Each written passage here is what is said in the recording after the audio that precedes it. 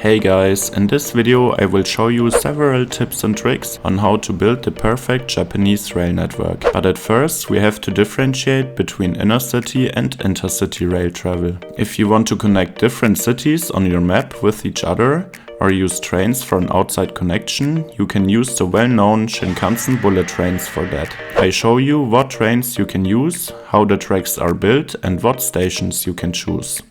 Let's go. Trains. With the Vehicles of the World content creator pack from Bisquickelhausen, there was a one-to-one Japanese bullet train introduced. Choose that one to service the long-distance high-speed rail network on your map. Tracks. To build a realistic track layout, you have to remember a few important things. The rail tracks have to be super flat, so they are usually built on embankments, inside trenches, bridges or tunnels cutting through the landscape. Also, they have no level crossings with roads or other train tracks at all. The maximum allowed gradient is 15 per mil. That is basically completely flat for city skyline standards. Here I show you how to build a really nice looking embankment using the newly released airport aprons to give it a nice concrete look. You can also decorate the dam with fences, rocks or power lines next to it.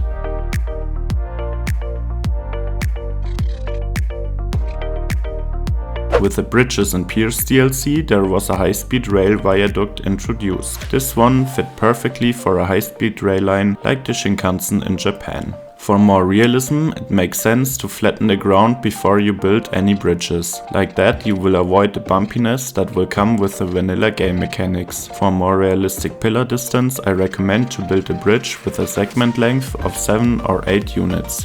When it comes to curves, the curve radius outside of towns has to be at least 4000 meters to allow these high speeds above 300 km/h. That's not really possible to recreate realistically on a CS map, but keep them large curves in mind. Inside urban areas of big cities, bullet train tracks were built next to pre-existing urban railway tracks. So there the curve radius has to be only 400 meters in real life. That's possible because the trains doesn't have a high speed anymore right before entering the stations, of course. Long distance travel also means a long distance between stops, so don't use bullet trains for your inner urban rail lines. Stations.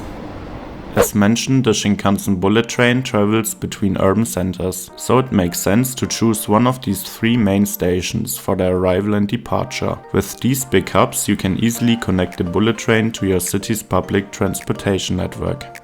Now that we have finished the intercity rails, we can concentrate on the really awesome and efficient urban railways of Japan.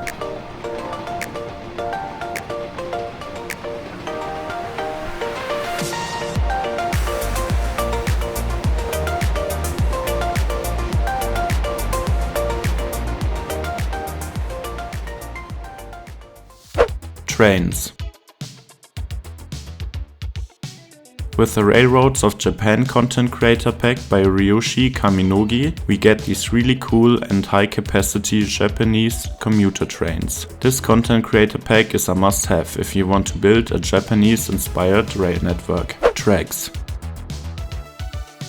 Most of the time there are multiple tracks for different lines on one rail corridor. Not rarely you can spot 6 or even 8 tracks right next to each other in big urban centers like Tokyo, for example. For vanilla standards, 2 two-way tracks side by side will do the job perfectly fine. Many of them are also above ground on bridges, in trenches or on embankments. Here I show you how to build an urban rail corridor consisting of bridges and an embankment closed off with a key. To save yourself from going crazy, I recommend you not building it like that.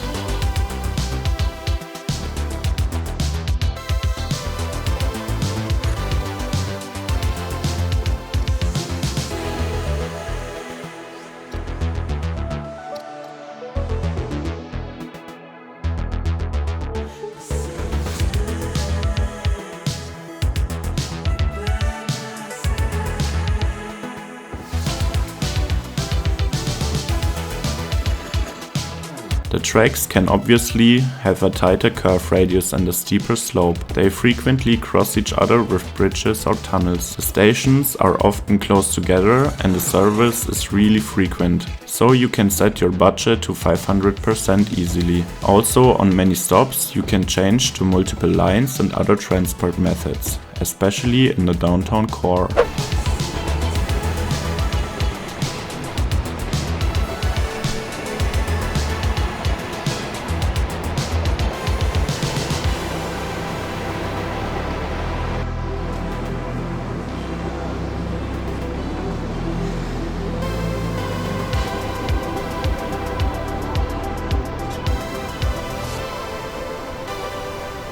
Stations.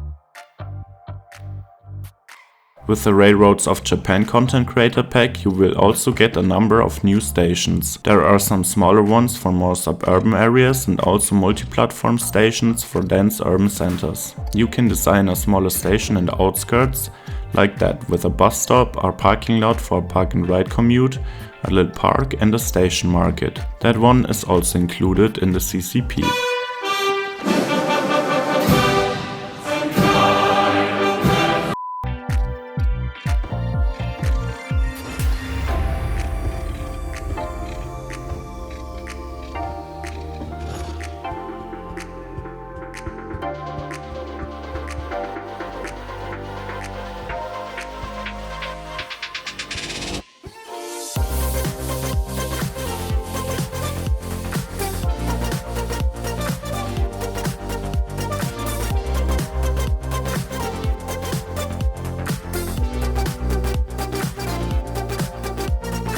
Stations in densely populated urban centers in Japan are surrounded by huge buildings, skyscrapers and shopping malls. Also, there are multiple options to transfer to other transport services or other metro and railway lines. Here's an example how that can look in Vanilla City Skylines.